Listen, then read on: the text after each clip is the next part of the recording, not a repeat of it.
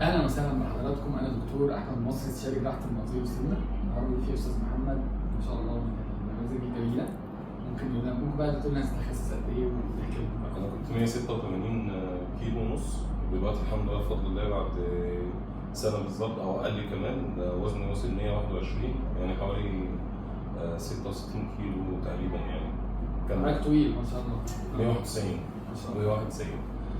قبل العمليه بصراحه كان عندي مقاومه انسولين، كنت داخل على مراحل خطر سكر، وكان عندي قطع في الغضروف بسبب طول الوزن. كان على طول نفسي ضعيف، حياتي نفسها كمشاركه مع اسرتي وكده كان الموضوع كان صعب جدا. بس الحمد لله بعد فتره ربنا يعني عملت العمليه، دلوقتي لا بقيت احسن، مقاومه الانسولين راحت.